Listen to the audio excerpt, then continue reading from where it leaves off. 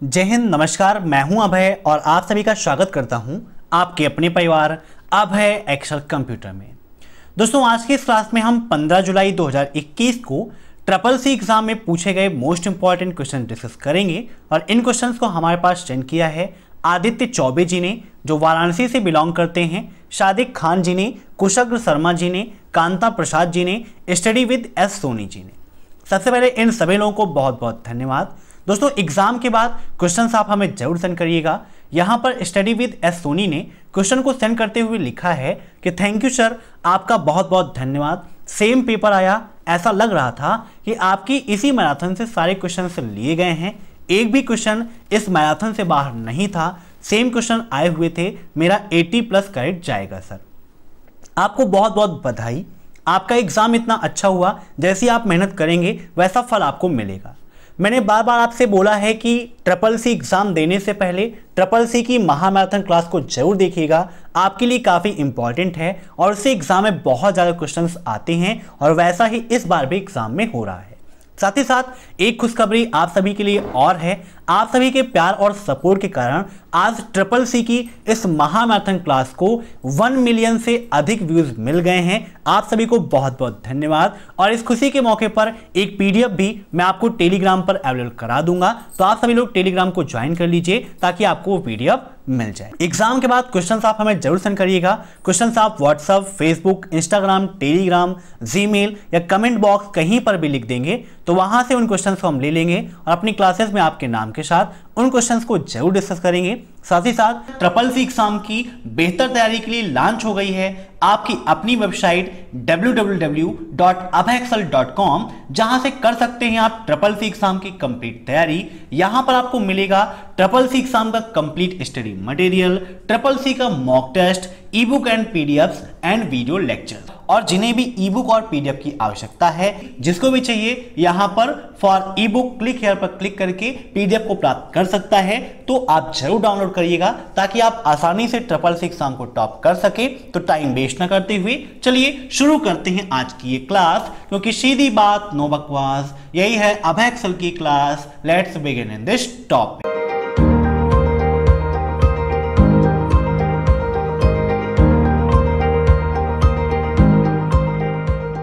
पहला क्वेश्चन आपका, founder of Gmail. Gmail के फाउंडर कौन है? ये क्वेश्चंस आपके लिए काफी इंपॉर्टेंट हैं, इसीलिए इन सभी क्वेश्चंस को आप मॉक टेस्ट के रूप में लेते रहिए और कमेंट बॉक्स में आंसर देते रहिए। वीडियो के लास्ट में आप जरूर बताइएगा कि आपके कितने क्वेश्चंस सही हुए हैं। अब दोस्तों, यहां पर बात की गई है जीमेल की।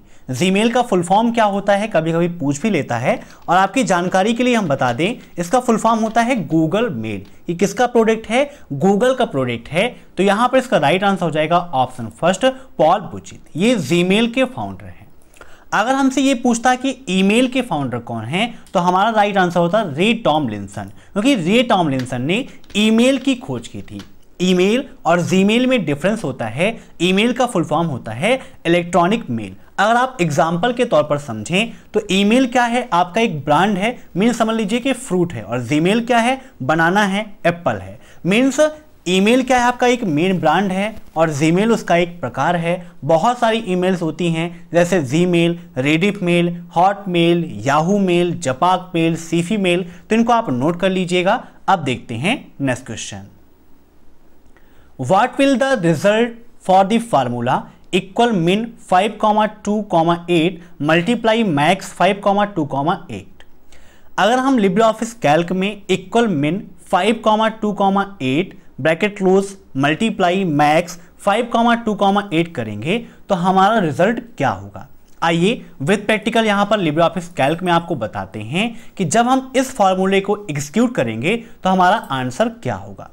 फार्मूले के लिए मैंने एक कंप्लीट वीडियो बनाया था फार्मूला कैप्सूल के नाम से। आप सर्च कर सकते हैं यूट्यूब पर फार्मूला कैप्सूल बाय अभय एक्सेल कंप्यूटर। आपको वो सेपरेट वीडियो मिल जाएगा जहां पर मैंने फार्मूलों को कैसे सॉल्व करना है एक्सप्लेन करके समझाया था। यहां पर जूम कर लेते हैं। अब देखिए, इक्वल min ब्रैकेट लगाते हैं 5,2,8 bracket close multiply max bracket 5,2,8 करेंगे, ब्रैकेट क्लोज करके और एंटर कर देंगे तो हमारा राइट आंसर आ जाए कितना? 16। कैसे हुआ थोड़ा सा समझिएगा। मिन फार्मूला क्या करता है? यह सबसे छोटी वैल्यू को दर्शाता है। अब 5, 2 और 8 में सबसे छोटी वैल्यू कौन सी है? 2 है। मीन्स यहां से निकल के क्या आ जाएगा? 2 मिल जाएगा। और फिर मैक्स क्या करता है? सबसे बड़ी वैल्यू बताता है, तो यहां से क्या निकलेगा? 8। अब इसको अगर आप एग्जीक्यूट करोगे तो 2 × 8 हो जाएगा और इसका आंसर कितना आ जाएगा? 16। तो समझ गए, ऐसे ही आपको सॉल्व करना है। यहां पर इसका राइट आंसर हो जाएगा ऑप्शन फर्स्ट। अब देखते हैं नेक्स्ट क्वेश्चन। लिब्रे ऑफिस में जूम रेंज कितनी होती है? 20 to 400, 20 to 300, 10 to 400 या 10 to 600? बताइए लिब्रे ऑफिस में जूम रेंज कितनी होती है? अगर हम बात करें लिब्रे ऑफिस कैल्क की, तो यहां पर आप देखो मिनिमम कितनी होती है, तो मिनिमम इसकी होती है 20। यहां पर जूम करके आपको दिखा देते हैं, मिनिमम कितनी है इसकी? 20। और मैक्सिमम अगर आप देखो तो मैक्सिमम होती है 400। मीन्स एक क्राइटेरिया मिल गया 20 to 400। आइए राइटर ओपन करके हम देख लेते हैं कि लिब्रे ऑफिस राइटर में जूम परसेंटेज कितना होता है, क्योंकि जब तीनों का क्लियर रहेगा तभी हम बता सकते हैं कि लिब्रे ऑफिस में जूम परसेंटेज कितना होता है। जूम कर लेते हैं यहां पर भी। अब यहां पर देखिए मिनिमम हम करके देखते हैं, तो मिनिमम यहां पर भी कितना होता है? 20 होता है, 20 से कम नहीं होगा। और मैक्सिमम की बात करें तो मैक्सिमम यहां पर होता है 600। और हमारे जो क्राइटेरिया हैं, क्राइटेरिया क्या है? 20 to 400 है, लेकिन 20 to 600 नहीं है। तो यहां पर इसका राइट आंसर हो जाएगा ऑप्शन ए। तो कभी कभी ऐसे भी क्वेश्चन आते हैं जहां पर ना कैल्क लिखा होगा, ना राइटर लिखा होगा, ना इम्प्रेस लिखा होगा, सिर्फ लिब्रे ऑफिस लिखा होगा। तो तीनों की क्राइटेरिया आपको चेक करनी है और उसके अनुसार आपको आंसर देना है। अब देखते हैं next question. SAS stand for, SAS का फुल फॉर्म क्या है? Statical analysis system, software as a service, software analysis system या इनमें से कोई नहीं? बताइए। तो इसका राइट आंसर हो जाएगा option first, statistical analysis system. अगर दोस्तों यहां पर पूछता SAS, नोट करिएगा दोनों में डिफरेंस है। SAS और SAS में डिफरेंस है। अगर ये पूछता कि SAS का फुल फॉर्म क्या है, तो इसका राइट आंसर होता सॉफ्टवेयर एज अ सर्विस, लेकिन यहां पर सिर्फ इतना पूछा था, तो इसका राइट आंसर ये हो जाएगा। अब नेक्स्ट, IFSC कोड में कितने डिजिट होते हैं?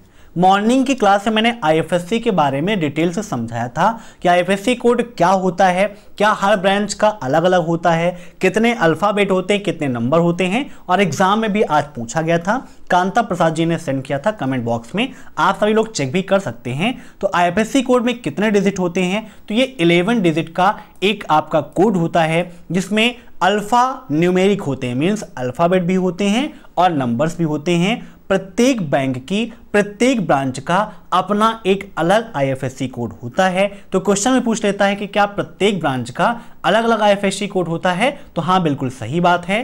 अब नेक्स्ट, लिब्रे ऑफिस में से बैच से क्या होता है? मीन्स से बैच से शॉर्टकट की पूछा है, यहां पर क्या होता नहीं होगा। से बैच के लिए हम किसका उपयोग करते हैं, ऐसा यहां पर होना चाहिए। तो से बैच के लिए किस शॉर्टकट की का उपयोग करते हैं, आइए विद प्रैक्टिकल आपको दिखाते हैं। यहां पर जूम कर लेंगे और लिब्रे ऑफिस राइटर में यहां पर देखिए सेव और सेव एज, ये दो ऑप्शन दिए गए हैं। सेव के लिए हम Ctrl+S का उपयोग करते हैं और सेव एज के लिए Ctrl+C+S का उपयोग करते हैं। तो हमारा क्वेश्चन था सेव एज का, तो इसके लिए राइट आंसर क्या हो जाएगा? Ctrl+Shift+S। ठीक है, नोट कर लीजिएगा, ऑप्शन सेकेंड इज राइट। अब नेक्स्ट, मोबाइल चोरी होने पर हम IMEI के माध्यम से ट्रैक करते हैं। IMEI नंबर, प्रत्येक मोबाइल का अपना एक IMEI नंबर होता है, जिसके माध्यम से हम मोबाइल को ट्रैक कर सकते हैं। तो बिल्कुल सही बात है। कभी कभी ये भी पूछ लेता है कि गुम हुए मोबाइल की खोजबीन के लिए हम किसका उपयोग करते हैं, तो IMEI नंबर का करते हैं। अब नेक्स्ट, POS मीन्स, POS का मतलब क्या है? Point of sale, print of sale, point of selling या फिर इनमें से कोई नहीं? तो इसका राइट आंसर हो जाएगा option first, point of sale. POS का मतलब पॉइंट ऑफ सेल होता है। अब नेक्स्ट, पहला वेब ब्राउजर किसके द्वारा डेवलप किया गया? मीन्स पहले वेब ब्राउजर के डेवलपर कौन है? Mark Anderson, Tim Berners-Lee, James H Clark या फिर ऑल ऑफ दिस? दोस्तों अगर आपको पता होगा कि पहला वेब ब्राउजर कौन सा था, तो आसानी से आप इसका आंसर दे सकते हैं। यहां पर लिखा है सिर्फ फर्स्ट वेब ब्राउजर, तो हमारा जो पहला वेब ब्राउजर था वो था www। कौन सा? www, जिसे हम वर्ल्ड वाइड वेब कहते हैं, और इसके डेवलपर थे टिम बर्नर्स-ली। अगर यहीं पर यह पूछ लेता कि पहला ग्राफिकल वेब ब्राउजर कौन सा है, तो आपका राइट आंसर हो जाता मोजाइक, ठीक है। और अगर यह पूछता है कि पहला वेब ब्राउजर कौन सा है, ऑप्शन में मोजाइक दिया है, www नहीं दिया है, तो आपको मोजाइक पर टिक करना है। अब नेक्स्ट, वेब पेज को प्रिंट करने की शॉर्टकट की क्या होती है? Ctrl+N, Ctrl+W, Ctrl+P या Ctrl+C। यहां पर पूछा है वेब पेज को प्रिंट करना है, किसी नॉर्मल डॉक्यूमेंट की बात नहीं की गई है, वेब पेज की बात की गई है। तो बताइए क्या होगा इसका राइट आंसर? तो इसका राइट आंसर हो जाएगा option C, Ctrl+P। Web page हो, नॉर्मल पेज हो, दोनों को प्रिंट करने के लिए Ctrl+P का उपयोग करते हैं। अब नेक्स्ट, A1:A6 फार्मूले में कैसे लिखेंगे? बताइए, अगर हमें A1:A6 लिखना है फार्मूले के रूप में, तो हम कैसे लिखेंगे? तो इसका राइट आंसर हो जाएगा ऑप्शन थर्ड, A1:A6। देखो, A1:A6 का मतलब क्या है कि एक रेंज को प्रदर्शित करता है जिसमें A1, A2, A3, A4, A5, A6 ये पूरा आएगा, मींस A1 से लेकर A6 तक की रेंज। तो इसका राइट आंसर हो जाएगा ऑप्शन थर्ड, A1:A6, क्योंकि बिना इक्वल के कोई फार्मूला नहीं होता है और यहां पर बात की गई थी फार्मूले की, तो इक्वल साइन होगा। अब नेक्स्ट, जावा में विकसित पहला वेब ब्राउजर कौन सा है? मीन ऐसा कौन सा वेब ब्राउजर है जो जावा लैंग्वेज में डेवलप किया गया था? Internet explorer, Netscape navigator, opera या फिर हार्ड जावा? तो इसका राइट आंसर हो जाएगा ऑप्शन फोर्थ, हार्ड जावा। ये जावा लैंग्वेज में डेवलप किया गया पहला वेब ब्राउजर था, नोट कर लीजिएगा, काफी इंपॉर्टेंट है। अब नेक्स्ट, शॉर्टकट की for manage template in Libre office writer. Libre office writer में टेम्पलेट को मैनेज करने की शॉर्टकट की क्या है? Ctrl+V, Ctrl+C+N, Ctrl+C+O या फिर इनमें से कोई नहीं? बताइए, टेम्पलेट होता क्या है? पहले से बना बनाया जो डॉक्यूमेंट है, जो लेआउट है, उसे ही हम बोलते हैं टेम्पलेट। और टेम्पलेट का ये ऑप्शन मिलता कहां पे है? तो लिब्रे ऑफिस राइटर में आपको मिलेगा फाइल मेनू के अंतर्गत। जब आप फाइल मेनू पर क्लिक करेंगे तो यहां पर आपको मिलेगा टेम्पलेट का ऑप्शन, जहां पर open template, save as template और मैनेज टेम्पलेट का ऑप्शन मिलता है, जिसकी शॉर्टकट की होती है Ctrl+C+N। अब CCC एग्जाम में इससे संबंधित एक क्वेश्चन यह पूछाता है कि क्या लिब्रे ऑफिस राइटर में हम अपना एक कस्टम टेम्पलेट तैयार कर सकते हैं या कस्टम पेज बना सकते हैं? तो जी हाँ, बिल्कुल सही है, हम बना सकते हैं और इसे टेम्पलेट के रूप में सेव कर सकते हैं, जो ऑप्शन यहां पर दिया गया है, सेव एज टेम्पलेट। ठीक है, समझ गए? अब चलिए हम देखते हैं अपने नेक्स्ट क्वेश्चन को। उसके पहले यहां पर टिक कर देते हैं Ctrl+C+N। अब नेक्स्ट, कैल्क स्प्रेडशीट में एक सेल में वर्डों की अधिकतम संख्या क्या है? मींस लिब्रे ऑफिस कैल्क में जो सेल है, एक सेल में अधिकतम आप कितने वर्ड लिख सकते हो, वही यहां पर पूछा गया है। तो क्या आपने कभी चेक किया है? नहीं किया होगा। यहां पर इसका राइट आंसर हो जाएगा 32,767। एक सेल की कैपेसिटी इतनी है, एक सेल में आप इतने कैरेक्टर लिख सकते हो। नोट कर लीजिएगा, काफी इंपॉर्टेंट क्वेश्चन है। अभी तक आपने सुना रहा होगा शीट के बारे में कि कैल्क में मैक्सिमम सीट कितनी हो सकती हैं, मैक्सिमम रो कितने हो सकते हैं, मैक्सिमम कॉलम कितने हो सकते हैं, लेकिन यहां पर बात की गई थी सेल में कितने कैरेक्टर हो सकते हैं, तो 32,767 हो सकते हैं। अब next, find the wrong statement. इसमें से गलत स्टेटमेंट आपको चुनना है कि कौन सा गलत है। You can find deleted file in recycle bin. क्या डिलीट की गई फाइल को हम रिसाइकल बिन में प्राप्त कर सकते हैं? दूसरा है, you can restore any files in recycle bin if you ever needed. क्या रिसाइकल बिन से हम अपनी जरूरत के अनुसार या आवश्यकता अनुसार कभी भी फाइल को रिस्टोर कर सकते हैं? तो ये भी बिल्कुल सही बात है, पहली बात भी सही थी, ये बात भी सही है। तीसरा है, you can increase free space of disk by sending file in recycle bin. क्या आप किसी भी फाइल को रिसाइकिल बिन में भेज के अपने डिस्क के स्पेस को फ्री कर सकते हो। फिर चौथा है you can right click and choose empty recycle bin to clean it at once. क्या आप रिसाइकल बिन पर राइट क्लिक करके और एम्प्टी पर क्लिक करके रिसाइकल बिन को नीट एंड क्लीन कर सकते हो? तो ये बात भी बिल्कुल सही है, लेकिन ये बात मुझे समझ में नहीं आई। मतलब ये स्टेटमेंट गलत है कि अगर आप चाहो कि फाइल को रिसाइकल बिन में मूव कर दो और आपका डिस्क खाली हो जाए, तो बिल्कुल नहीं है, क्योंकि रिसाइकल बिन भी आपके डिस्क स्पेस का ही एक हिस्सा होता है। अब नेक्स्ट, नेक्सस एस क्या है बताइए? इंग्लिश में NEXUS, ठीक है। ये क्या है? एक वेब ब्राउजर है, स्मार्टफोन है, सर्च इंजन है, या इनमें से कोई नहीं? तो इसका राइट आंसर हो जाएगा ऑप्शन सेकंड, स्मार्टफोन। ये गूगल का एक स्मार्टफोन है, गूगल ने लॉन्च किया था। Option second is right. अब नेक्स्ट, यदि सिस्टम में प्रदर्शित समय और दिनांक गलत हैं तो किसके द्वारा सही करेंगे? मीन्स अगर आपके सिस्टम की टाइम और डेट गलत है तो टाइम और डेट को सही करना आप चाहते हैं, मीन्स उसे रीसेट करना है, तो इसके लिए किसका उपयोग करेंगे? राइट का, कैलेंडर का, राइट फाइल का, या कंट्रोल पैनल का?